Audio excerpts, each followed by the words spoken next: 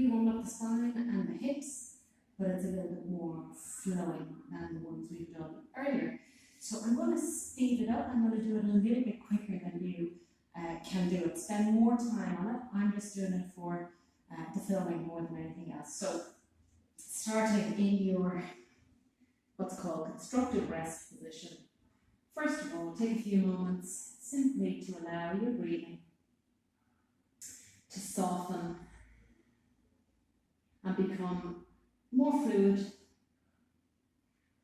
more easeful. Then we're going to take our hands into the bones of our pelvis, your compass, your heel of your hand is on your hip bones, your fingers are on your pubic bone, and we're going to start with some very gentle pelvic tilts, front and back.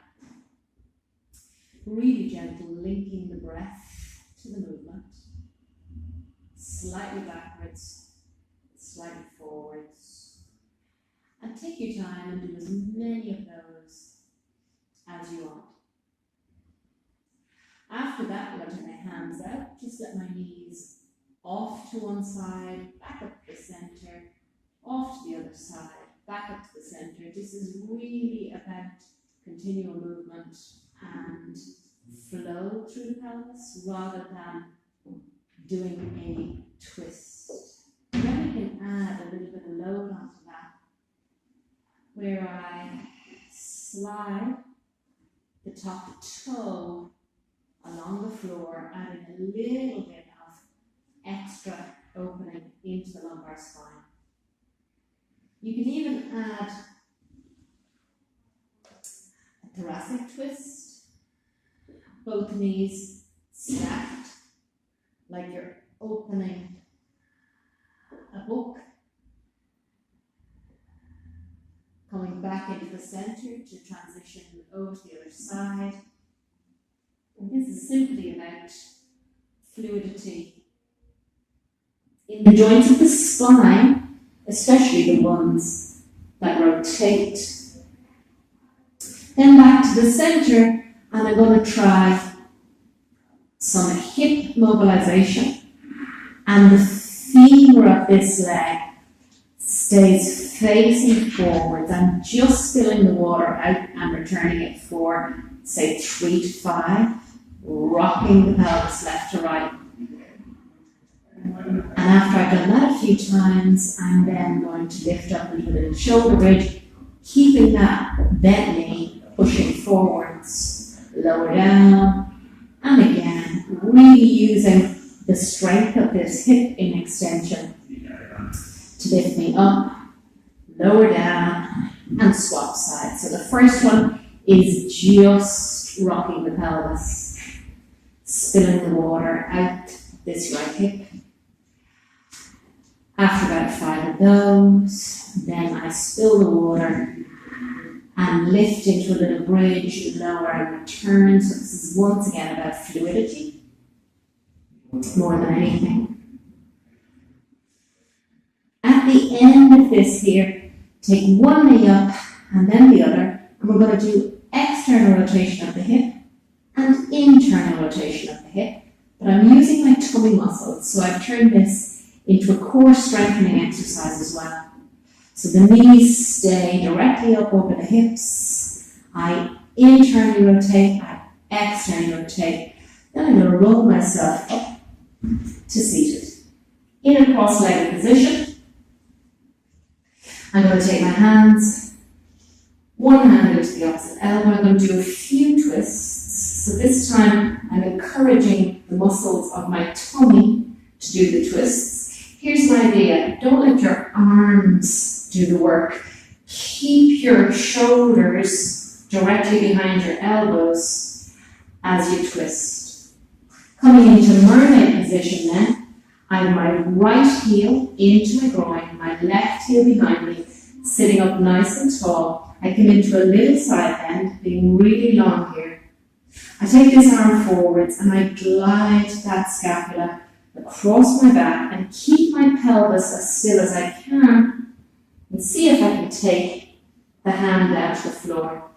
I inhale, I reach that hand away from my hip, I come into a side bend, and I lift my breastbone up to the ceiling.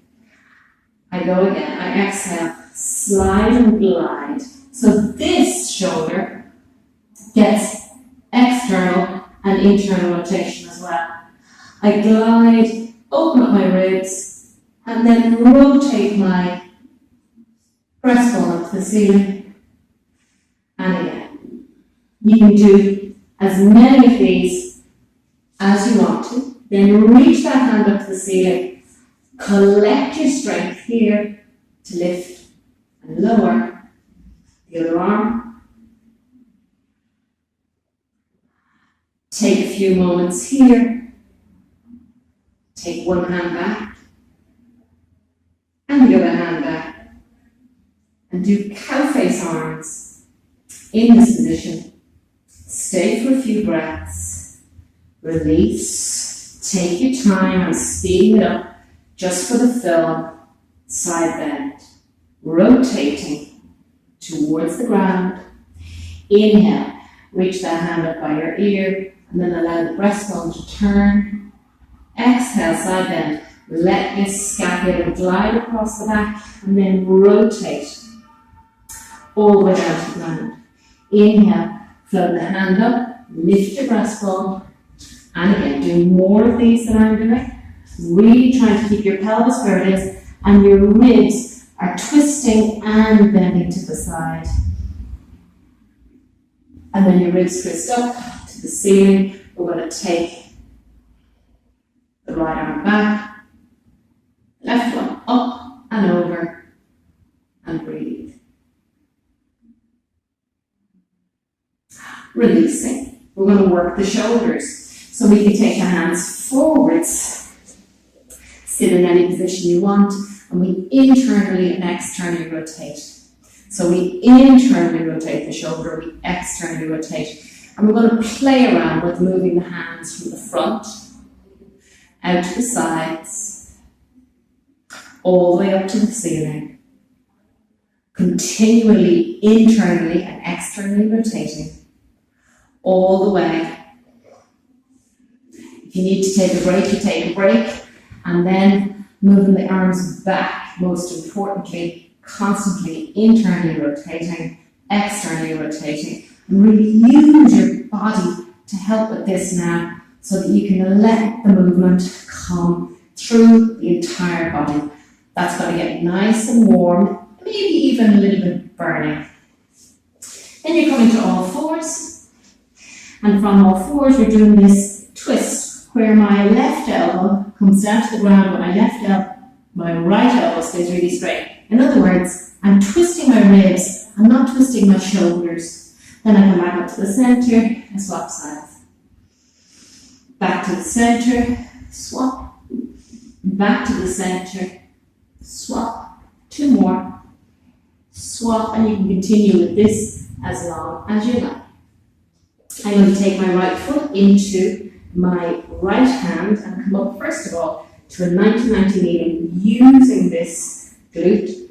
And first of all, I'm going to let myself come forwards and backwards from this back hip so that I get a stretch and a bounce down the front of my back hip. Then I'm going to turn it into a hamstring stretch.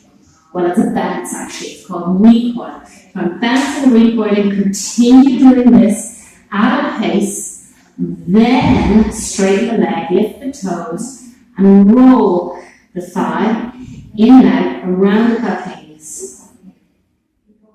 That's the heel bone. Turn the foot out, move towards it, turn it to face forwards and move back.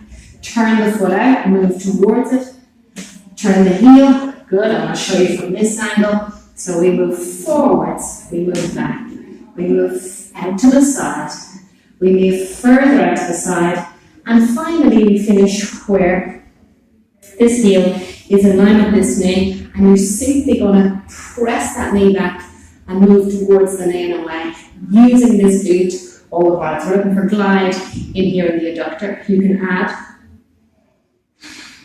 an arm. So we bounce into that, and then we spend just a little bit of time in the side bend. Turn that foot to face forwards. Take your hands forwards. Cat and cow in this position.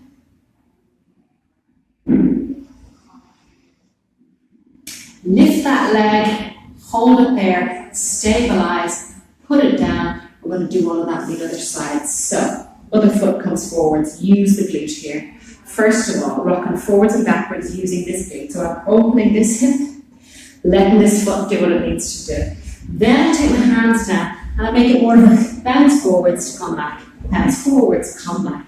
And I build up a rhythm here. You can stay here for as long as you need.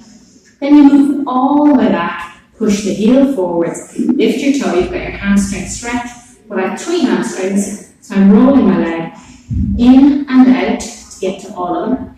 Going to stay here as long as you want. Then roll the leg out, move towards it, lift the heel, move back. Roll the leg out, move towards it, lift the heel and back. Roll the leg out, move towards it, and you're going to come to a position where that knee is just in front. Sorry, that heel is just in front of the knee. You're going to press and release, press and release, press and release, press. Big side stretch. Stay here, lengthening from your ear to your knee. Turn that foot. Take your hands forwards, and in this position, do cat and cow and cat and cow. Take the leg back, press it into the ground, come back to all fours and gently press your feet into the floor to a number 2. Press your hands into the floor to a number 2. Neutral spine, core controlled to finish off.